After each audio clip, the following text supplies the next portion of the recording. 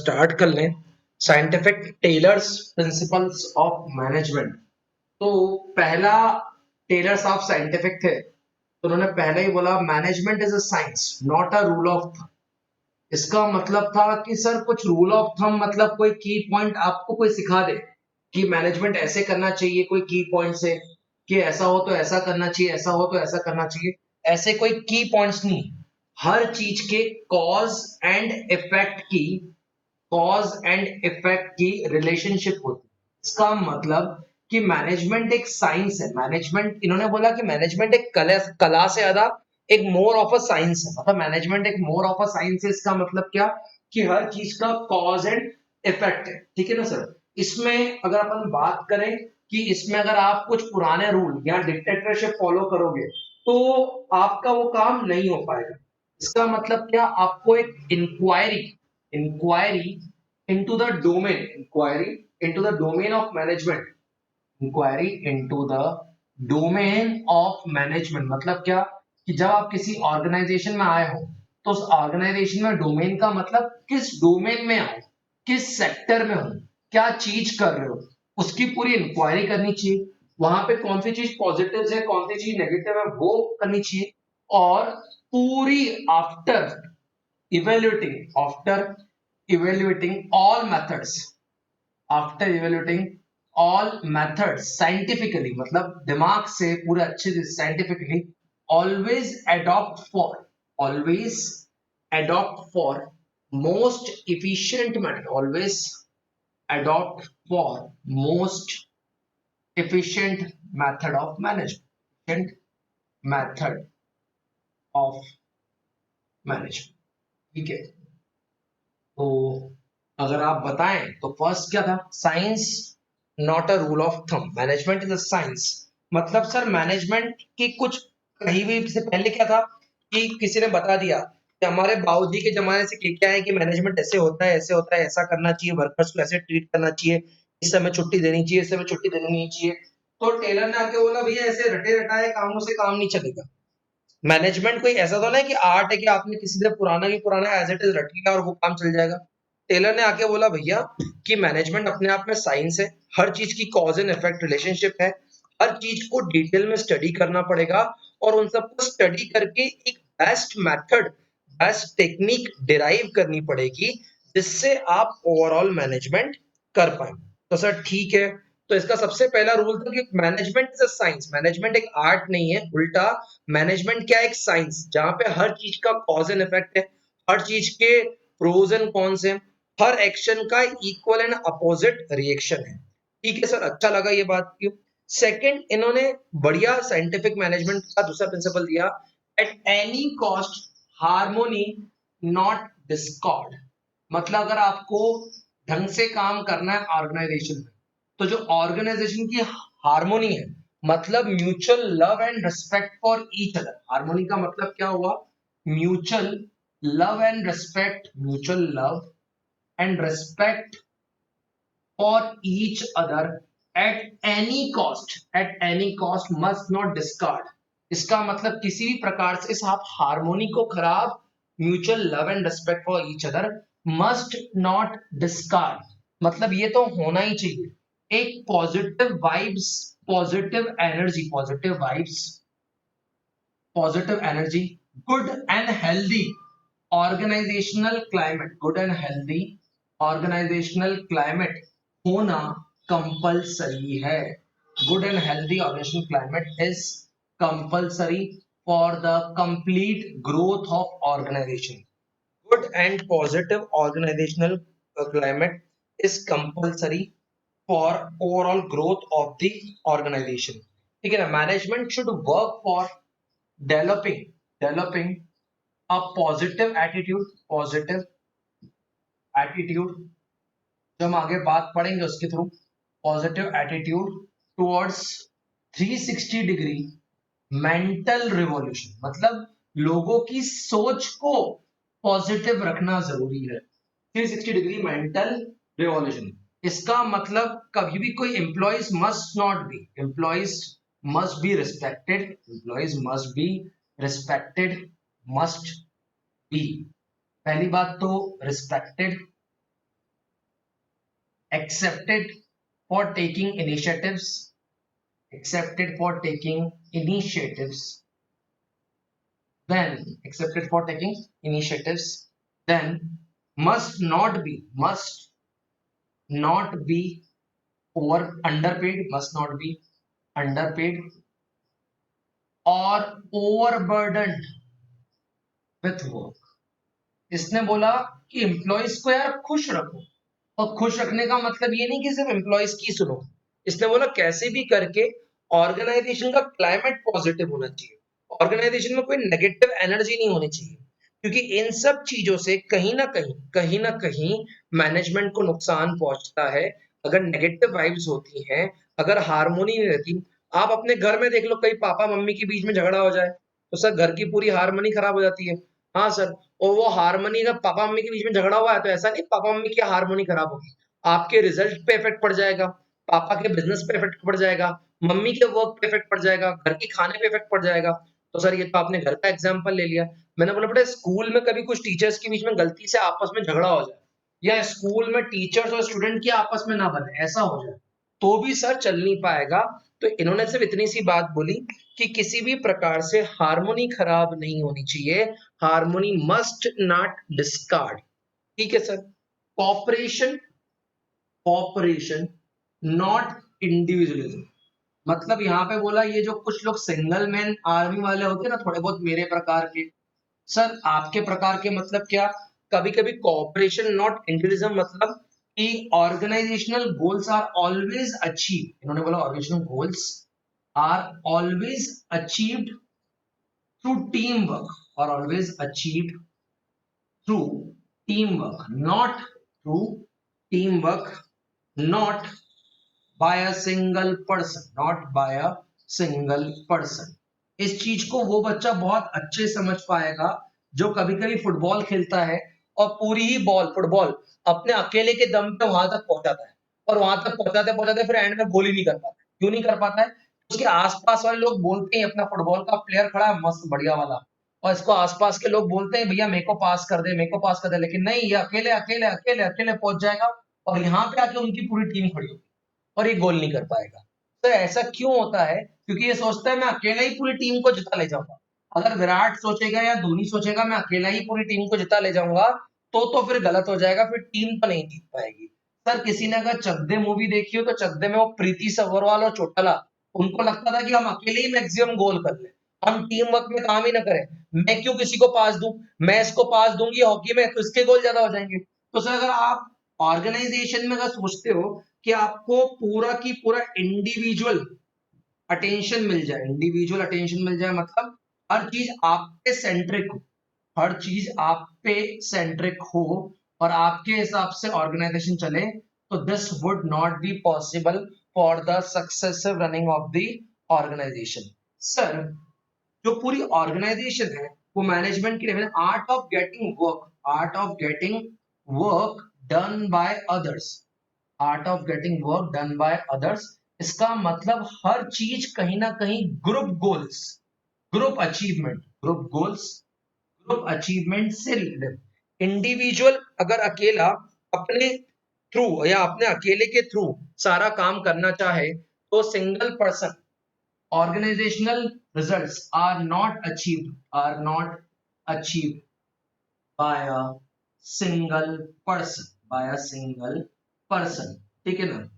growth of growth and expansion of organization, growth and expansion of organization can never be possible, can never be possible with, can never be possible with individualism। इसका मतलब कोई बोलेगा मैं अकेला ही पूरा ले जाऊं, सर अगर कभी कभी आप भी सोचते हो कि आप अकेले ही अगर सब कुछ पढ़ा लोगे, accounts eco BS maths 9 10th 8th test भी आप ही चेक कर लोगे, फीस भी आप ही ले लोगे, तो फिर आपकी ऑर्गेनाइजेशन बढ़ नहीं पाएगी सर, कहीं ना कहीं रुक जाओगे सर। क्यों रुक जाओगे? क्योंकि आपने वर्क को डेलीगेट ही नहीं करा, आपको लगा आप वन मैन शो सारे काम कर जाओगे। सर वन मैन शो से एक नॉर्मल लेवल के काम हो सकते हैं, लेकिन अगर आप कॉपरेशन नहीं ले रहे हो, आप एक टीम वर्क नहीं जोड़ रहे हो, अपने साथ और लोग नहीं जोड़ रहे हो, करण को जोड़ के रखा है, मिन्नी है, गुड्डो है, कुणाल है, बहुत सारे लोग हैं, सब जुड़े हुए रहेंगे, सबको काम डिवाइडेड रहेगा तो काम हो पाएगा। अकेले इंसान के थ्रू आप बड़े बड़े गोल्स अचीव नहीं कर सकते। फुटबॉल में एक सिंगल प्लेयर गोल नहीं कर सकता। क्या था ना, ये हमेशा इफिशिएंसी पे बात करने वाला बंदा था। इसने चौथा रूल दिया कि development of workers to the greatest of their efficiency, development of workers to the greatest, to the greatest of their efficiency, to the greatest of their efficiency, development of worker to the greatest of their efficiency. अब sir इसका क्या मतलब? इसका मतलब था train and develop your workers, train and develop your workers. इसका मतलब है कि आपको प्रोग्राम्स ऑर्गेनाइजेशन करने चाहिए, जैसे आपके स्कूल में बहुत बार एफडीपी होते हैं, फैकल्टी डेवलपमेंट प्रोग्राम्स। तो इनका कहना था कि जैसे भैया विवेक बिंद्रा साहब हो गए, संदीप माहेश्वरी साहब हो गए, ऐसे लोगों को, यहाँ बहुत बार बहुत सारे टेक्नीशियंस को, विवेक बिंद्रा हो गए, संदीप माहेश्वरी हो गए, कुछ बहुत बड़े बड़े टेक्नीशियंस हो गए जो अच्छे से काम सिखा सकते हैं, कुछ लोग माइक्रोसॉफ्ट एक्सेल की वर्कशॉप हो गई। तो सर ऐसी वर्कशॉप्स आप ऑर्गेनाइजेशन में करते रहो। मतलब आपका पूरा ध्यान रखना चाहिए कि जो आपके साथ लोग जुड़े हुए हैं, जो आपके साथ लोग जुड़े हुए हैं, उनको आप पहले तो पूरा डेवलप करो, ट्रेन करो। क्योंकि एक ट्रेंड एम्प्लॉय, एक वेल डेवलप्ड और वेल ट्रेंड एम्प्लॉय का जो आउटपुट होगा, वेल ट्रेंड एम्प्लॉय का जो आउटपुट होगा वो ऑप्टिमम होगा, मैक्सिमम होगा। अगर आप एम्प्लॉय को ट्रेन करोगे तो वही ट्रेंड एम्प्लॉय आपके लिए काम करेगा।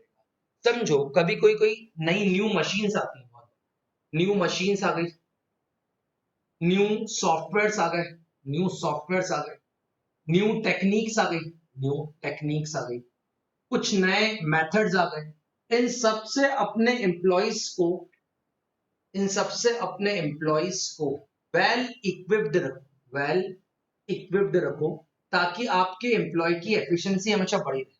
आपके एम्प्लॉयज के अंदर प्रॉपर लीडरशिप और मोटिवेशन के थ्रू, लीडरशिप एंड मोटिवेशन के थ्रू, लीडरशिप एंड मोटिवेशन के थ्रू उसके मोरल हमेशा हाई रखो, उसकी टीम स्पिरिट हमेशा हाई रखो।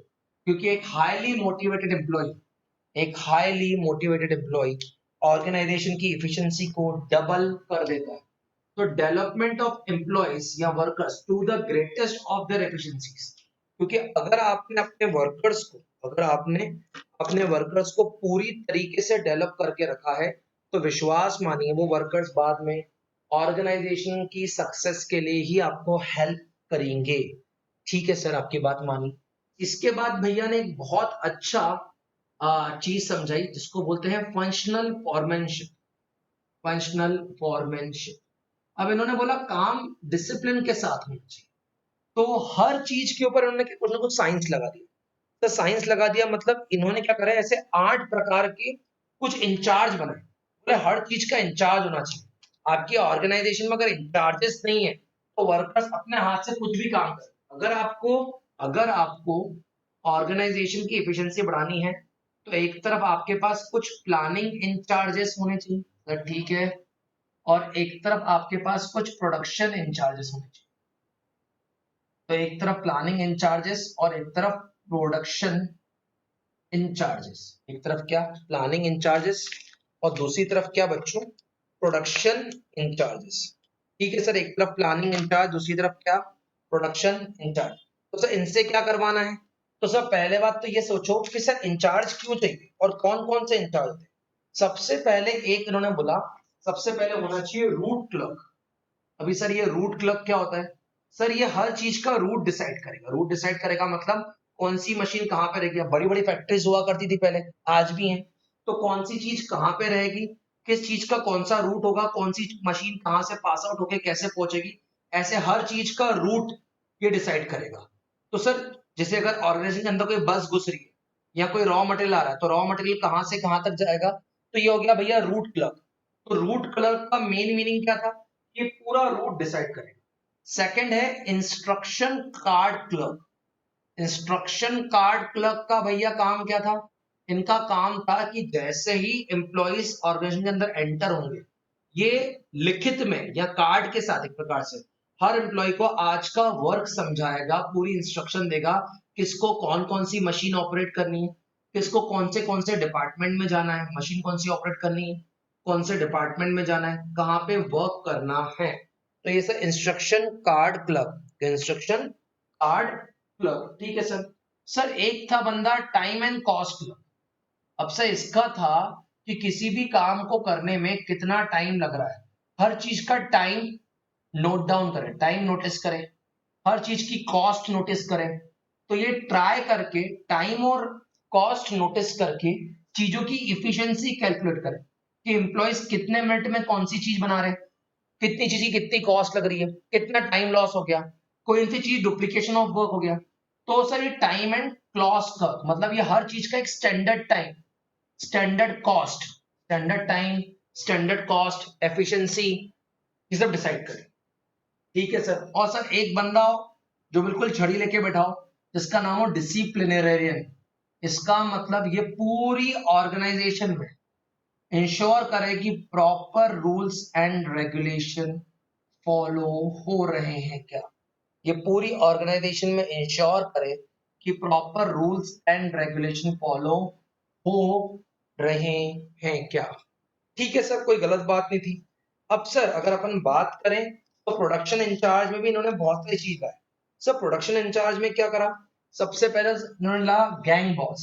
सर ये गैंग बॉस का मतलब क्या, गैंग बॉस का मतलब हैगा कि सारे मशीन और टूल्स प्रॉपर हैं कि नहीं, मशीन एंड टूल्स प्रॉपर है कि नहीं, चल रहे हैं कि नहीं, कोई प्रॉब्लम तो नहीं है। जैसे कि कोई कोई कोचिंग इंस्टीट्यूट है तो वहां पे कोई कंप्यूटर्स है तो सारे कंप्यूटर्स, सारे सॉफ्टवेयर्स, सारी मशीन्स प्रॉपर तरीके से अवेलेबल है कि नहीं। ये गैंग बॉस का काम होता है कि जैसे ही एम्प्लॉइज अगर आए आपकी किसकी ऑर्गेनाइजेशन में, तो गैंग बॉस का काम क्या रहेगा कि वो चेक करे कि सारे machine tools computer software furniture सब प्रॉपर तरीके से है कि नहीं, ताकि आते से ही काम शुरू हो पाए without any delay, without any delay. ठीक है सर, ये तो आपके गैंग बॉस का काम हो गया। सेकंड कौन था बच्चों अपने पास, स्पीड बॉस।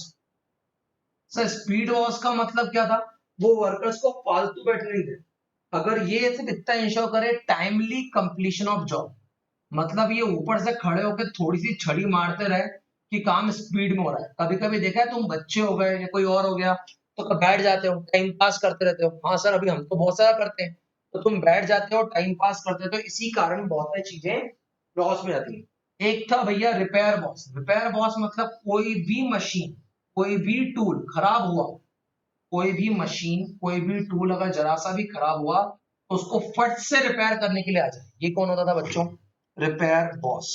और एक होता था इंस्पेक्टर। तो इंस्पेक्टर का मतलब क्या था, इंस्पेक्टर चेक करता था quality control of the product और service, quality control of product, quality control of product और क्वालिटी कंट्रोल ऑफ प्रोडक्ट और